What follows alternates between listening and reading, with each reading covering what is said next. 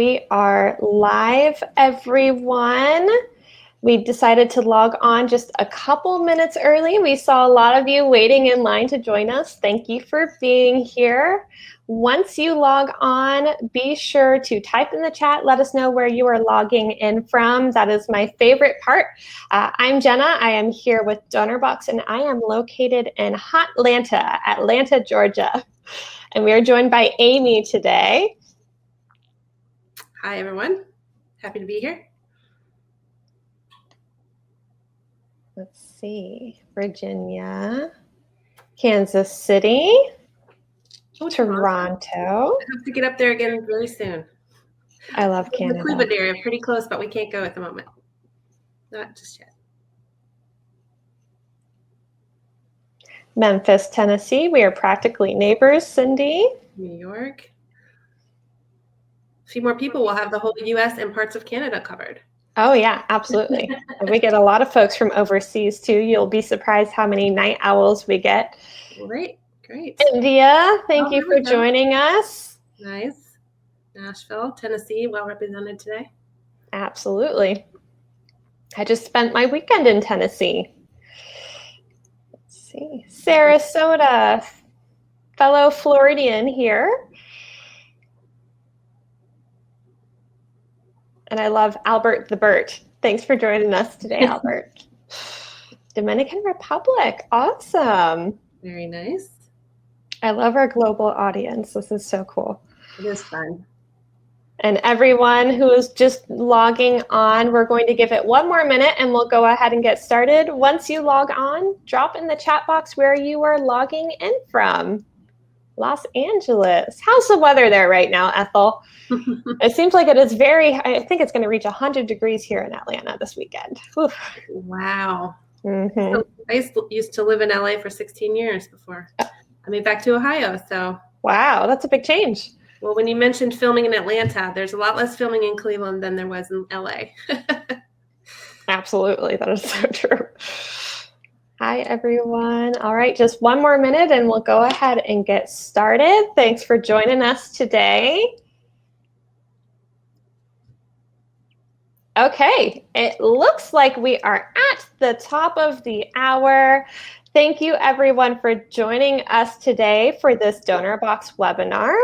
My name is Jenna, and I'm the brand ambassador for Donorbox, and I'll also be the moderator for this webinar today.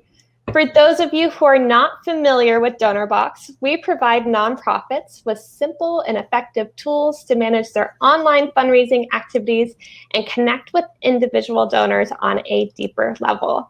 To date, we have helped over 35,000 organizations across the globe raise more than $700 million. To learn more, you can visit us on our site at donorbox.org.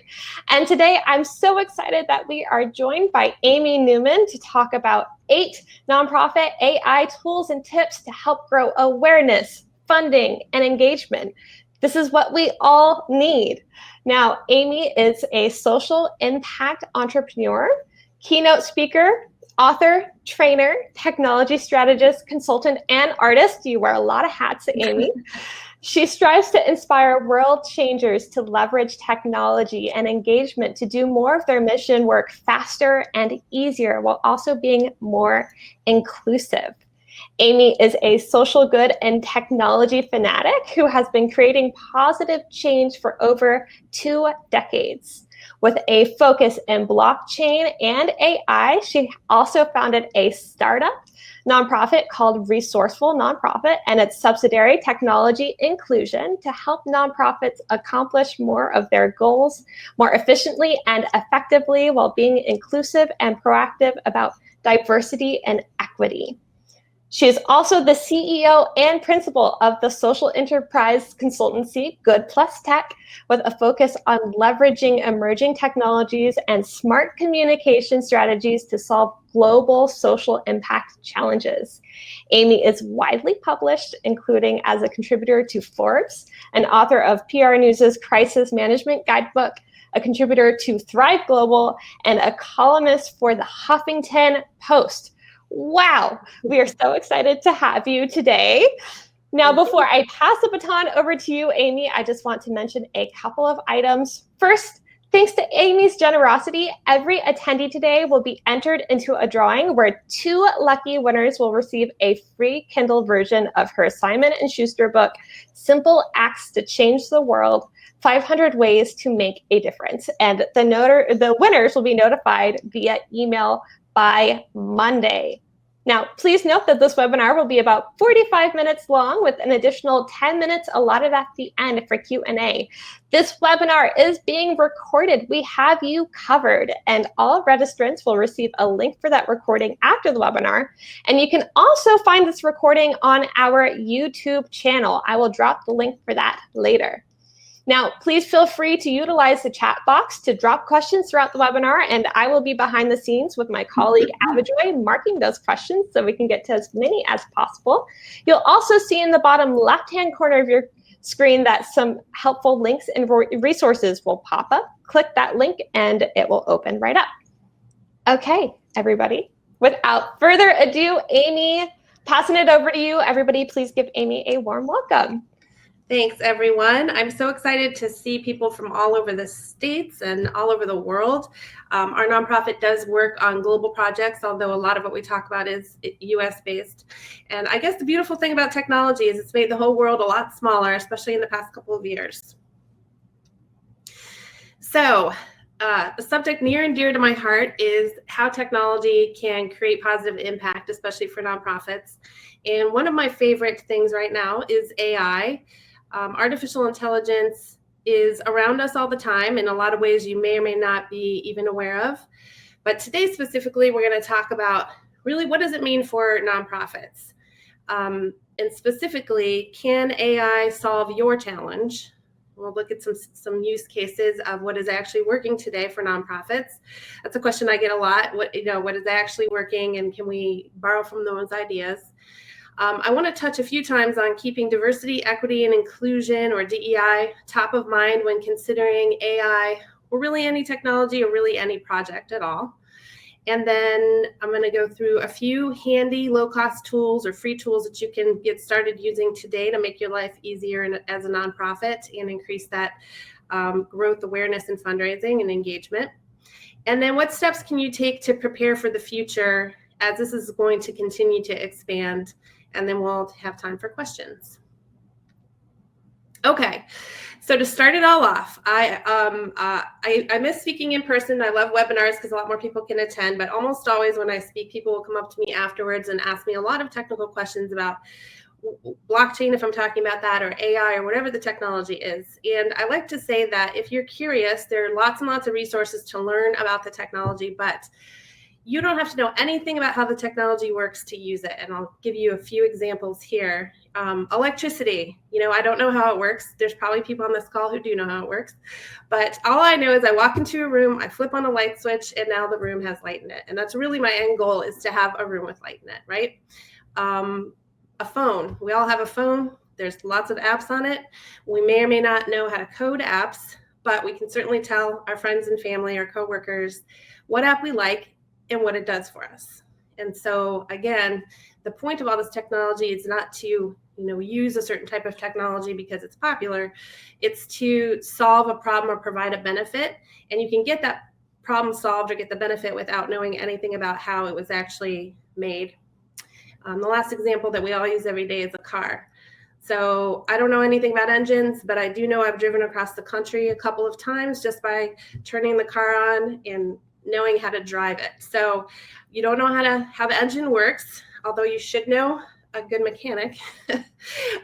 But as long as you understand your goal and what you want to accomplish, there's lots of ways to get there without knowing anything at all about AI. That being said, I'm going to give you a couple quick tidbits of information about AI because I think that makes people feel more comfortable.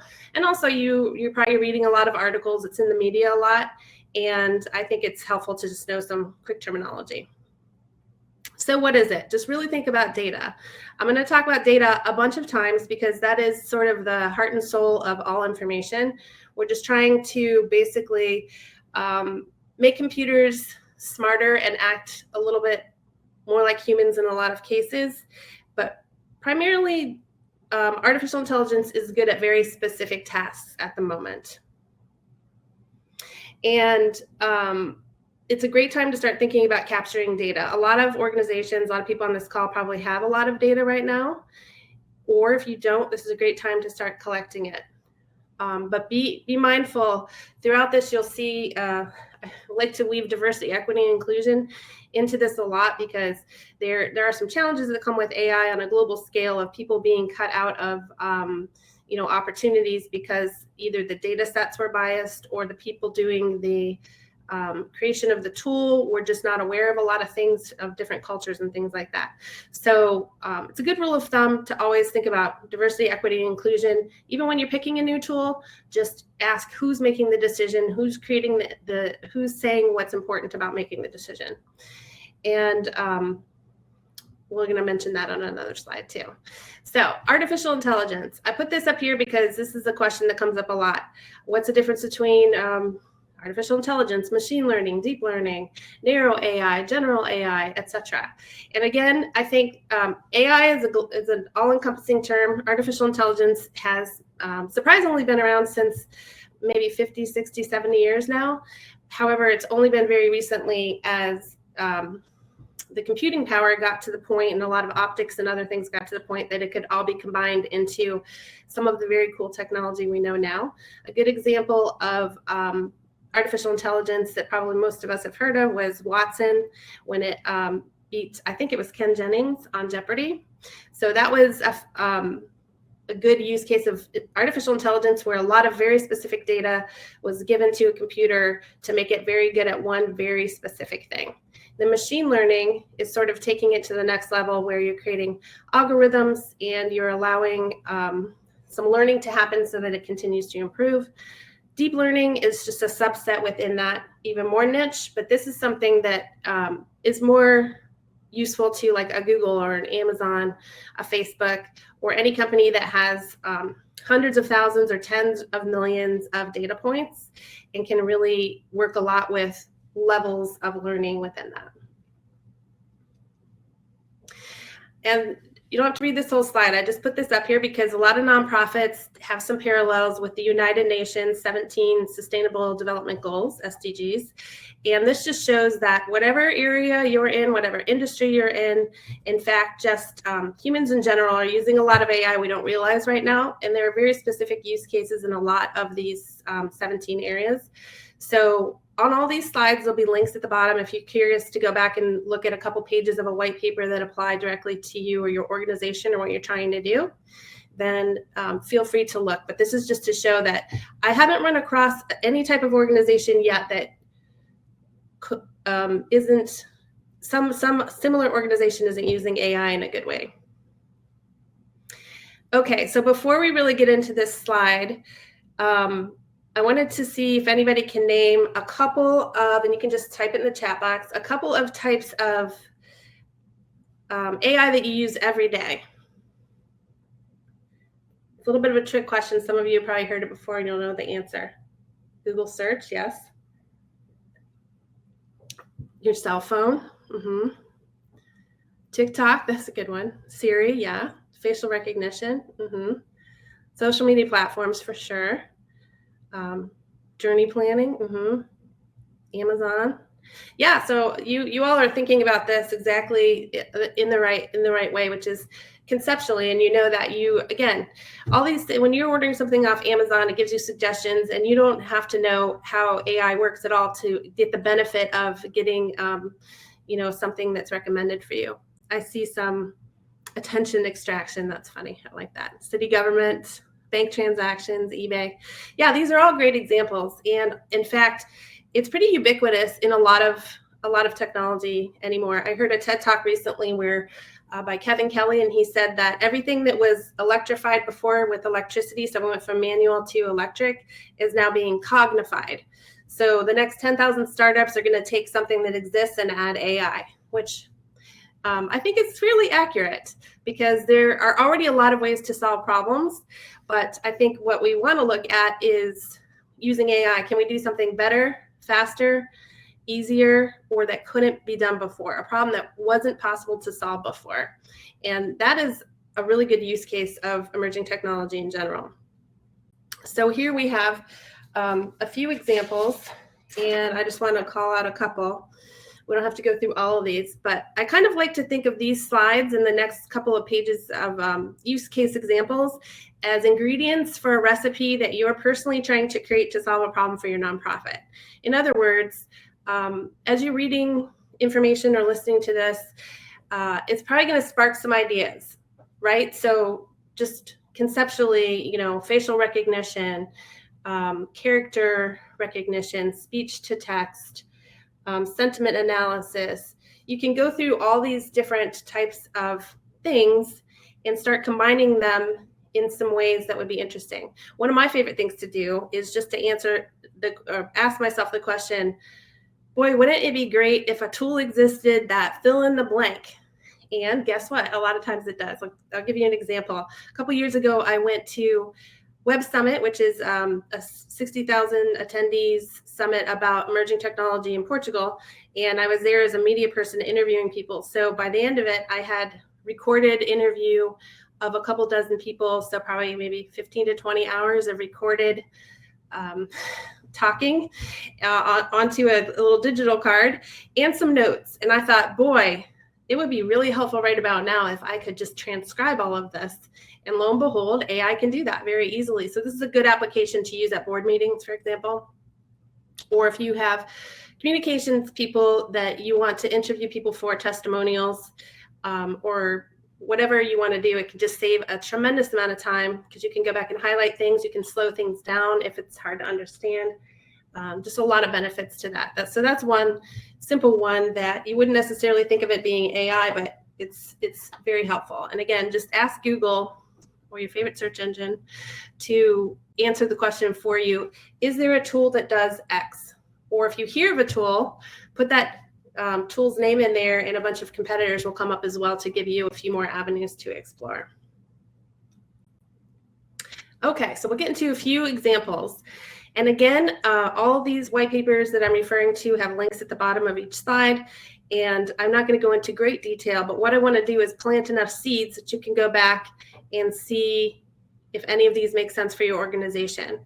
And one of the things that I would like to mention too is a lot of times people get super excited about technology, and then they will want to do something that really makes sense, a lot of sense. So much sense, in fact, that some other very large company has already spent billions of dollars and hired tens of thousands of people to create the exact tool that they're kind of wanting to use.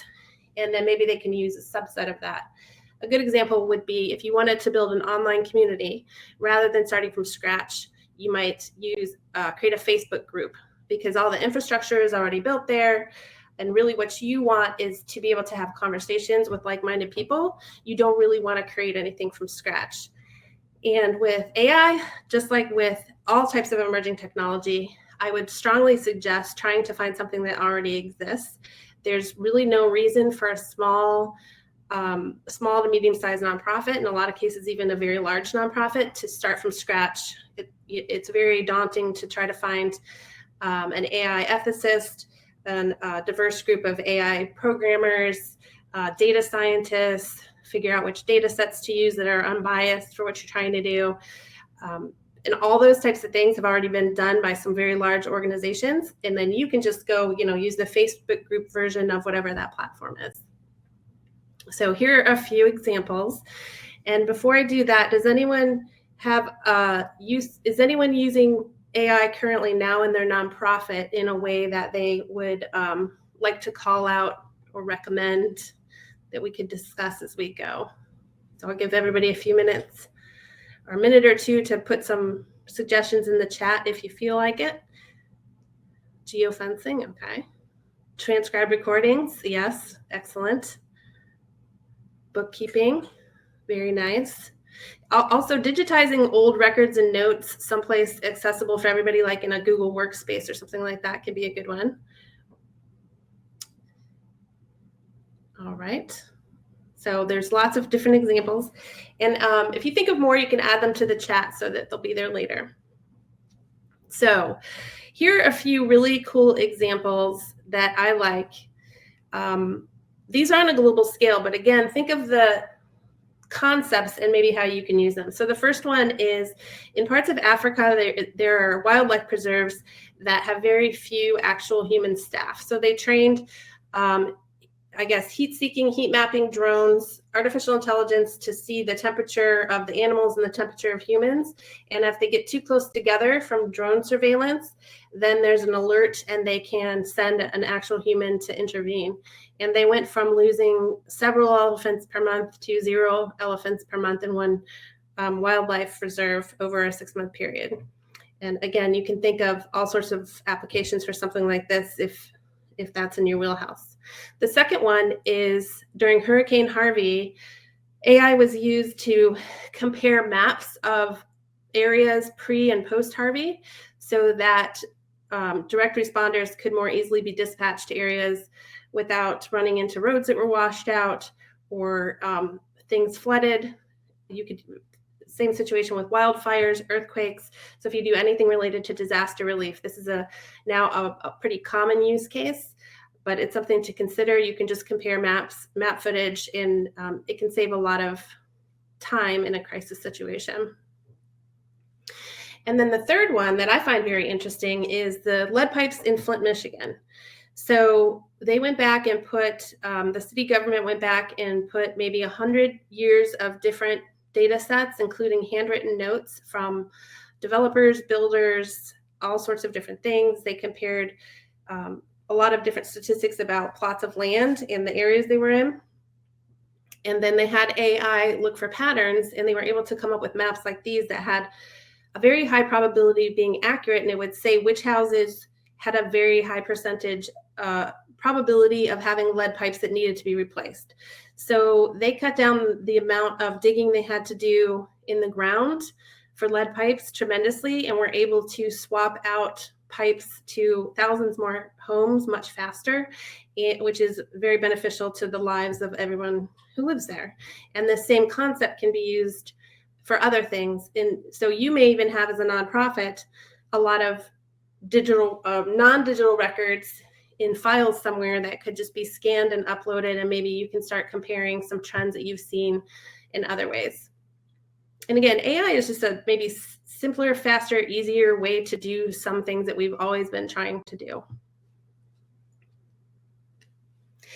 So here are a few more use cases. I think Google runs an AI for Impact contest every year, AI for Impact Challenge, I think it's called. And this is really interesting because right now they have 30 examples on their website, and they've been doing this for a couple of years. And there's also some good white papers by universities. All the main consulting companies have them. A lot of the big IT consortiums and corporations have them. So there's no shortage of information, but I wanted to draw your attention to a few specific ones because these might, again, plant a few more seeds of ideas. And you could at least go look at, if you hear one that seems like it's 75% what you're going for, then you can go ahead and take a look and see if there's similar organizations that maybe are a little closer to what you're looking for, other options out there. So this is just to give you plant some seeds in your mind. So talking points, this is a way for parents to engage better with their kids' teachers. And so this is useful for a lot of immigrant families or people who don't have English as a first language, or just people who don't have a lot of time to interact with the teaching staff. This gives some good talking points to make all of that process easier. Quill.org is a way for high school students to get feedback immediately using AI on their writing capabilities so that they can continually improve. I want to look more closely to this one because it's a little bit like a tool that I already use that we'll talk about later. And then there is Rainforest Connection. So this is one that's using audio sound with very inexpensive microphones, and I believe maybe some drone footage to see illegal logging. So there's a lot of acoustic software that can pick up sounds that aren't supposed to be there and send out alerts so that people can check out illegal logging in different parts of the world. Then Skill Lab BV. This is one where a lot of refugees in Europe are coming in with great skills, but they don't have anything created like a resume, and they don't necessarily have the exact skills that organizations in Europe would be looking for, the way that they're classified or termed currently. So it's helping, AI is helping kind of take all this good information and skill sets and reformat it into something that is easier for employers to use and resume wise. Then NextLeaf Analytics is a way for tracking vaccines that need to be kept in cold storage. This is a great application for blockchain logistics, just in general. You'll hear a lot about that. But this is a way to predict whether a shipment may or may not get into trouble based on a lot of different parameters. So obviously, with everything going on in the world right now, this has been a really important one. And just a few more here. So here at Docs, this is interesting. So I'm working on a master's right now, and it's called Law, Justice, and Culture, but it's basically like human rights, international law. And this is to help human rights lawyers sort through all the information that exists publicly about human rights law. AI can sort through that and kind of pinpoint documentation that would be really valuable.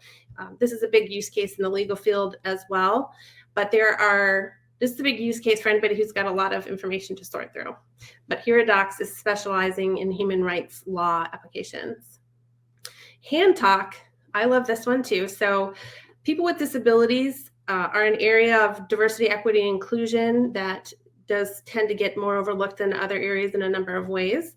The cool thing about this is Google funded an organization in Brazil that it uses a phone to show Brazilian sign language as someone's talking, it's converting into Brazilian Sign Language. Obviously, this could be applied to American Sign Language and other things, and probably is rapidly being developed in that way, but I thought that is very cool. So if you don't know sign language, you can still have a conversation. Watt time, again, this is using, there are a lot of parts of the world with huge pollution problems. And so this organization is trying to track illegal pollution for plants of all types, actually having people monitor or putting expensive equipment into the plant and trusting that it would be checked the way it's supposed to is a very daunting task. So similar to the Rainforest Connection, what they're doing is using different types of aerial footage, heat seeking, monitoring. I think in one city in India, they put pollution monitors on a fleet of motorcycle delivery service vehicles so that they could keep track of the air pollution around the city. And this is just another way to take a lot of the time and cost out of monitoring a large amount of organizations. And then Crisis Text Line, probably a lot of us have heard of this. This is essentially has elements of a chatbot, but they get so many millions of calls and texts that they needed a way to be able to prioritize who is in the highest level crisis mode using AI so that they could shift it over to humans more quickly and then still be able to interact with people in the meantime, and then keep the flow going based on the priority needs. So before I go to the next slide, does anyone want to throw in any thoughts, ideas, or do any of these seem to have elements that would apply to your nonprofit?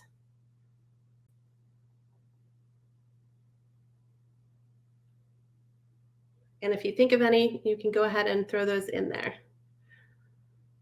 Oh, fundraising AI tools we are definitely going to talk about. So, and we will get to fundraising AI tools. And I think that the thing about that is there's not necessarily a differentiation much anymore, just like with a lot of marketing tools, it's all sort of embedded. So in a lot of cases, like fundraising tools or marketing automation tools, it's really about what your main goal is. And actually, this is a great time to share the handout I have about how to choose technology. If we can, it may have already been shared before. There we go. So I did develop a quick guide to tech as a solution, and this just helps you figure out if technology can help whatever challenge you're facing. And a big part of it is just figuring out what you're trying to do first.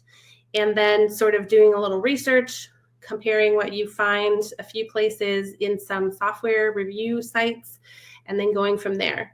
So I think there's not really, most fundraising AI tools incorporate, or most fundraising tools incorporate AI now, and a lot of different solutions do. So ultimately, the important thing is to understand what your goal is and kind of work backwards from there. So if you want to download the tool, go ahead, and then that might be useful for any follow-up questions if I don't hit them in the next couple of slides.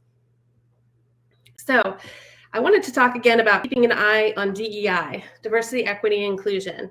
And this is not just important when you're creating technology tools, but it's important for your board of directors, your committee leadership, your project teams, your community engagement teams, up and down. It's very important.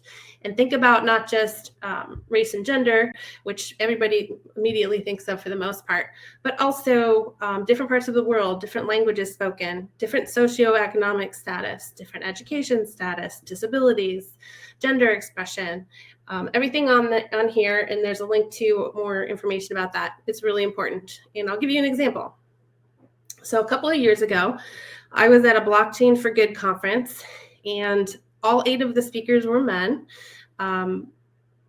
2 were Black men, and one of them was the CEO of a facial recognition AI software company that was so good that they had since been working with the Gates Foundation. And their software was so good that they could pinpoint what region of a country a person was from, which my first thought was, oh, it's kind of terrifying. I could see it could have some potential good applications. The problem is that, so the CEO, who was Black, went into the demo of his AI facial recognition software tool the first time and scanned his face, and it couldn't see his face. Why?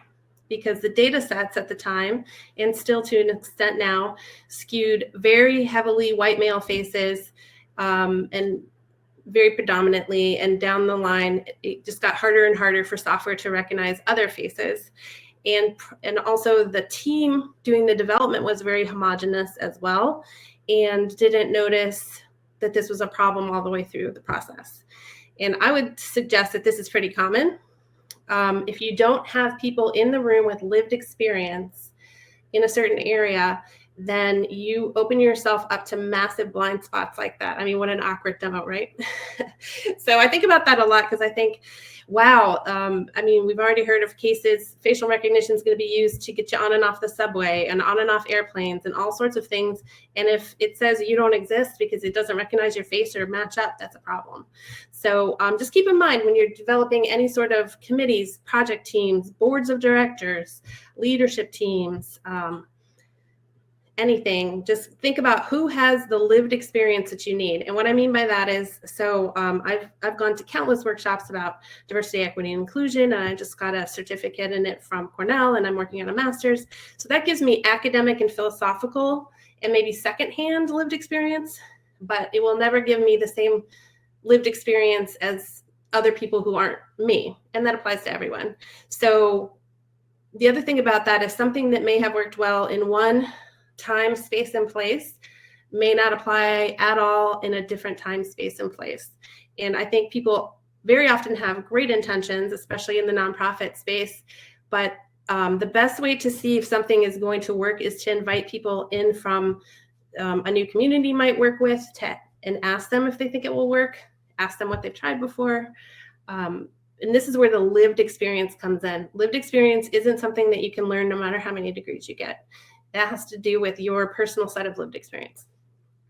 So I just wanted to touch on that because it's really important. And I wanted to find out here just really quickly, if you want to share, is your organization prioritizing DEI right now? Just across, just generally speaking.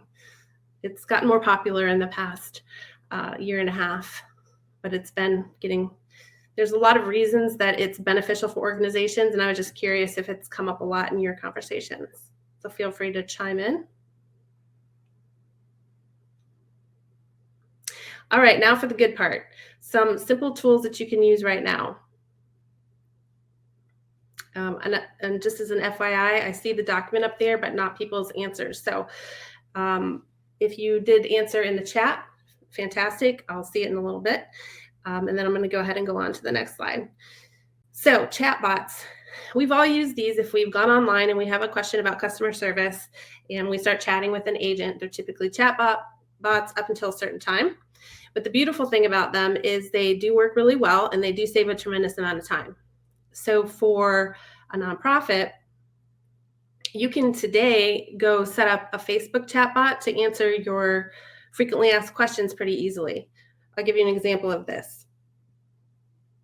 If you are a food bank, let's say, and you have certain days that you have produce or you have certain hours, these are all things that you can put into a chatbot and answer people's questions that get asked over and over. I like to say, make a list of your 10 frequently asked questions and then figure out what the answers are. And then there's your first chatbot. And then it could free up a lot of time for whoever is trying to manually answer phones or emails or Facebook questions and that sort of thing, because it's just most people have just a quick yes or no, what are your hours, this or that. 80% of the time, 20% of the time, it's going to be a one-off question that can get routed to a person. So Bots for Charity I have used, and this is an organization called Direct Relief, created a very, very sophisticated Facebook chatbot that was so great that Facebook loved it. They won a Shorty Award for it. So they said, you know what we should do? We should give it away for free. So if you go to botsforcharity.com, you can get it for free. And I believe if you want to use the next level sophistication, you have to get a ManyChat account, which last I checked was $10 a month. But otherwise, there are some free versions that are already there. And it's really nice because you don't have to know anything about coding or AI decision trees or anything like that. You can just go in and, edit a couple of words, and then you're set. So that's chatbots, highly recommend. So AI for writing content. So this is a tool that I mentioned before that sounded to me a little bit like that quill.org that Google's funding. But this is just a very powerful version of spell check and grammar check in Word, except that it also can tell you what tone you sound like you're trying to go for or not go for, different ways to rephrase sentences, very sophisticated grammar rules. So as a writer, I rely heavily on this, and I think it helps improve writing. So if you have some interns working for you or some new social media people, or you don't write that often, you're not that comfortable with it, this is a great tool because not only can you correct things as you go, but it's a great way to help you learn. And if you're doing a lot of writing, like you're redoing a website and creating a lot of content, it'll also tell you if there's any plagiarism issues that come up accidentally or things like that. So I really like Grammarly, and I believe, I'll put the caveat out there that all these tools at some point have had free versions for nonprofits, but it's always worth asking if you don't see it immediately on their site. And some of them have a pro version that is either discounted or free for nonprofits, but I think they all have a free version that is free for everybody, last I checked. Okay, so AI for graphic design, visual content. One of my current favorites is Canva. Another one is Vengage, VENNGAGE, that has more pre-written business content. But the great thing about both of these tools that I mentioned is if you want to raise more money, be more engaging, listen better, customize things more, take feedback more, and then just make things cohesive. So these just do a good job with persuasive writing, for example, or informative writing. I think if you get better with fundamentals like explaining to people why they're going to benefit by supporting your mission, that's critically important, not just to engagement, but to them ultimately working more with your organization, maybe volunteering, growing your organization, and getting fundraising. So another good way to do that is a tool like Canva, where you can put in your brand colors. Everything is automatically formatted and sized for you as far as social media. You can customize things. You can use this to make banners professionally. You don't have to know a lot about graphic design. And so a lot of these things are built into the background, and all you have to do is just drag and drop a few things. You put all your stock photos in one place, so everybody on your staff has access to everything. You can keep all your documents in there. People can work on them from anywhere, edit them, and they can just take one, resize it, customize it, copy and tweak it. It's just tremendous time saver. And again, the more cohesive you can make your materials, maybe make some infographics, different things like that, quotes that are in your brand colors that you put on social media that you see and probably like on occasion. Those things are really important to just touch points, multiple touch points in a relationship with people. So that is true whether or not AI is involved, but the tools like this are great because they do have AI involved.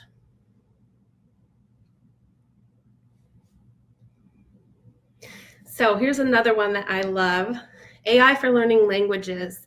And there are many other versions of this. There's Babbel and lots of different ones, but I like Duolingo. And the nice thing about this is they have a free version. Now, are you going to get fluent in something using Duolingo? Probably not for a really, really long time, but it's an easy way. It's gamified. You can practice for 5 minutes a day. So if you work with people in your organization that speak different languages than you do, and you just want to be able to learn some basics so that you can make them feel more comfortable and interact a little bit better, I would suggest something like a Duolingo. There's other levels if you really get into it. I love it. So I have the pro version for Chinese and some other languages that I like to try to keep up with, but that's really helpful. And along the same lines, remember that you can always use Google Translate. So is it the same as having a human translator? Not at all, but it is AI, a good use case for AI if you're, for example, you're in a place that has people walk in and it's maybe an uncommon language and nobody there speaks that language at all, then Google Translate, similar to the sign language app that we looked at before, you can real time say something and they can hear it. They can say something, you can hear it in your language. And in fact, I believe one of the companies, probably Google, created a little earpiece that it can do that automatically basically for you when you're traveling. So I hope to check that out more when I'm going to be traveling again, because that sounds fascinating. All right. And so another thing that I would say is, no matter how long a person today has been in the emerging technology space, nobody's really an expert compared to what will happen a decade or two from now. So you're not too late to learn. And there are tons of tools. A lot of them are free for nonprofits or very low cost that you can use to keep up on all this. One of my favorites is TED Talks, because it's all these genius people with decades of experience and knowledge on a subject, and they usually condense it into 7 minutes, and they're really good speakers. So I love TED Talks. There's also Udemy, Coursera, LinkedIn Learning, formerly known as Lynda. CyberWise is a great cyber knowledge tool for kids or any nonprofits that work with kids.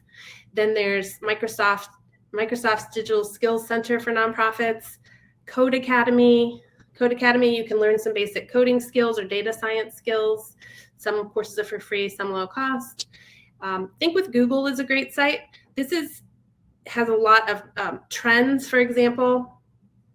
If you're trying to figure out how to better engage with your funders, for example, you can go and see what the trends are as far as terms that people are searching for and learning about versus terms that people don't care about now. It'll show you all sorts of marketing tips, mobile marketing tips. That's a really good one for information. And so a couple of things that we've covered today are that we want to figure out what AI means for nonprofits, of course, and figure out if AI can help solve our challenge. Again, I think the main thing about this is just figuring out what the goal is. So the goal is never to use a certain type of technology. I've had a lot of people say, we have to figure out how to use AI, which is great, and I do endorse that. But I think the point is, you may or may not use AI as one of the solutions to a problem that you have or a goal that you're trying to achieve versus just getting something with AI so that you're using AI, for example. So we went through lots and lots of different use cases, and I'm sure that the audience has many more. And then we want to make sure that we're keeping diversity, equity, and inclusion top of mind. We wanted to make sure that we had some tools that we can use right now to help with this. And then this slide, preparing for the future. So if you're not keeping good track of data now, today is the perfect day to start. And that can be pretty simple. Keep things on a spreadsheet. There are lots of free or low cost CRM or client relationship management tools along the fundraising lines and donor management lines out there. I just put FundMetric on here because I recently attended an AI for fundraising conference, and FundMetric was a sponsor. So I've had several interesting calls, our chairperson and myself, with the CEO of FundMetric, and just the amount of things that you can do from a fundraising perspective. This just being one example, but if you're in the past, if you were looking for, let's say, a fundraising board committee and chair people, for that sort of application, you probably still want to use consultants in a local area that know a lot more about the landscape, but you can kind of get to a similar thing with thousands of your donors if you have good records, because a company like this can look at the entire internet, find all sorts of publicly available only information, condense it into a profile page like a consultant would have put together in the past, but you wouldn't want to do for 5,000 people at that level. And then you have all the information there. You can augment it with like wealth engine information if you want to, and you can from that point customize everything you send to them. You can send them a thank you letter that says, we appreciate the 7th donation you've made this year to the XYZ program. So everything can just be automated. Videos can be automated in the same way. So it's very customizable, but all of this relies on good data.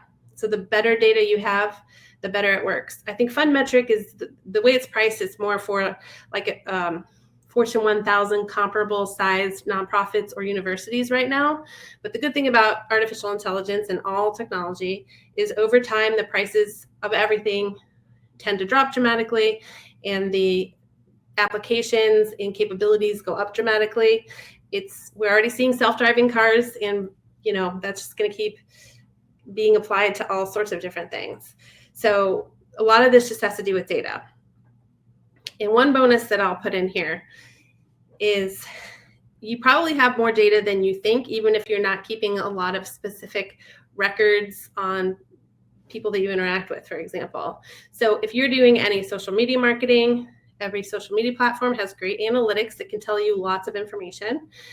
And then one of my favorites is if you're taking advantage of Google's free $10,000 a month of Google AdWords grants, which since my nonprofit is global, we've been pretty much maxing that out and getting a couple, 10, 20,000 new visitors per month, a couple thousand email signups per month, all for free because Google wants nonprofits to be able to share their message. All that traffic comes to your website, and now you're getting a lot of data from that, right? So you can either use Google Analytics to see where people are coming from, what content they look at the most and linger on the longest.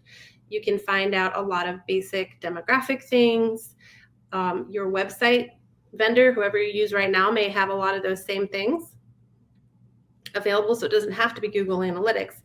But if you're not using Google for Nonprofits and you're not taking advantage of the $10,000 per month of free Google AdWords, I would encourage you to do that immediately, because that's gonna provide you a lot more opportunities as well for additional volunteers, additional donations, additional interaction.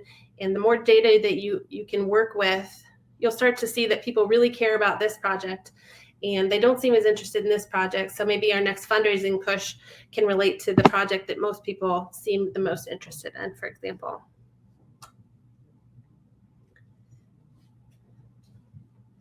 All right, so at this point, I think I will stop and take some questions. And again, I don't think I can see the questions coming in right now. And I'll let Jenna jump in. And I may have missed a couple of pieces of feedback because I couldn't see the questions coming in. So Jenna, I'll let you guide us from this point. Sure. So Amy, up at the top of your top right corner, you can click on chat, and then you should be able to see the chat messages there. When we launch the handouts, it tends to change the tab. Okay. Sorry about that. Thank you so much for this. It's funny, at the beginning, before we started this session, I said, you know what? As a former nonprofit worker, I don't think I've ever used AI. Tell me more. And as you went through, I realized that actually I have. And my idea of AI was very different from how you explained. And I love how you brought us down to earth, saying, look at cars, look at cell phones, you know, and I didn't think of Canva as artificial intelligence. So there are lots of resources, and this has opened my mind completely. So before we hop into Q&A, I have a quick announcement. If you are looking for ways for your nonprofit to free up human time using technology, head over to Amy's site, resourcefulnonprofit.org, and I'm going to go ahead and launch that link. You can sign up for the monthly newsletter that features nonprofit technology, tips, and updates, as well as helpful guides and tools. You can also check out the upcoming diversity, equity, and inclusion training certificates starting this fall in partnership with the Racial Justice Institute. So I'm going to go ahead and launch that link now. Okay, so moving into Q&A, I'm going to check our questions tab here. What is the scope of, here, let me launch this. What is the scope of AI in fundraising? So I think AI is a great example of an area that every large provider is incorporating AI in some way already. So it's a little bit like the behind the scenes where, you know, people use Siri and Google search all the time, and it may or may not have popped into your head that that's an AI application. But fundraising is the same. So most of the major platforms have incorporated some sort of AI in some way. And then there are some very AI focused, more sophisticated, more expensive, more data intensive versions of AI tools out there. One of the things that you can do is a quick Google search for, again, I would look at it less about how AI is being used in fundraising as what you're specifically looking for at your organization. So if you have a small organization and you're really trying to do social fundraising, ask Google that question first for recommendations versus trying to figure out who's using the most artificial intelligence. In other words, that's sort of in the background now almost. So it's you can assume that it's being used to some degree, and you don't necessarily need to worry too much about it. The area that you want to focus on is capturing more data, using the data better, making sure you're not biasing the data. What I mean by this is if you're working in an organization that gets a lot of feedback from community members or all sorts of applications, but make sure that you're not asking only certain questions that will lead you down a certain path. I'll give you an example. So for a long time, there was in infant mortality, which I've worked in, there was the mistaken assumption that poverty is what was creating issues, disparities with Black babies dying at a higher rate than white babies. And a lot of it had to do with the fact that most of the data being measured was only taken from Medicaid, which is poverty-based. And so it turns out if you included private insurance and Medicaid, you see that the problem isn't poverty, it's racial, structural racism, basically, in systems. But if you just continue to look at certain sets of data and you don't think about what data you're valuing or how you're using it, you can run into problems. So I would think more about general questions than I would about AI in fundraising per se, I guess, if that makes sense. Thank you so much for that. And now this one I'm going to go ahead and take on from Perla. Can you suggest a CRM for nonprofits? A big integration that we have is with Salesforce. Donorbox integrates really well with that. And that is perhaps one of the most popular that we have seen. And with that as well, another form of AI is the Google Analytics that you can track with Donorbox. So you can have this tidy package of everything that you will need for your your customer relations management and anything of that nature. And again, I would agree that we currently use Donorbox for our donation page, and it just really depends on what you're trying to do, how large you are. One thing I would say about that too is there are a lot of freemium models out there, and those can work. I would always look at what do you think you're going to be doing in 12 months, 18 months, 2 years from now, because it may be worth it to jump into something more sophisticated if you think you're going to need it in those time frames and pay a little bit more, or it may not. If you're always going to be running at a certain level, and there's just, oh no, my dog heard whoever's dog that was. It's just on the computer, buddy. Anyways, I think that you just want to kind of keep those things in mind. Like, realistically, what do we need now? And then kind of look for those things in a tool. What will we need in a year? What we need in 2 or 3 years, if you can take a guess at that, because you may see over time that rather than migrate again, you may want to start more sophisticated, or that totally might not apply to you. Thank you so much for that. And yes, it was my puppy barking in the background. The joys of working from home, everyone. Okay, so another question. Any suggestions on how to find potential donors using AI? Sure. So this comes back to knowing more about who you're working with. Any sort of analytics can be helpful. So if you have a robust social media presence, you can go into, I think it's called Facebook Insights. Every tool has their own version of this. Pinterest, Twitter. You can see, who's coming, who's spending time, what is their demographic makeup, what times of day is it more popular, what types of posts, what types of information. So the more that you know about, I guess what you're trying to do is be as useful, helpful, and relevant as possible for your donors. And so answering questions, like your top 10 questions about what you do, what your mission is, what your vision is, in better ways is a way to learn that. And you can learn what those are either by asking, which I always encourage, or you can look at your Google Analytics or whatever your website provider analytics tool, or on social media, and you can see people go to this page a lot more than they go to these other things. Therefore, we can guess at least that this will help us raise more money because people care about it more in the scope of things that we're talking about currently.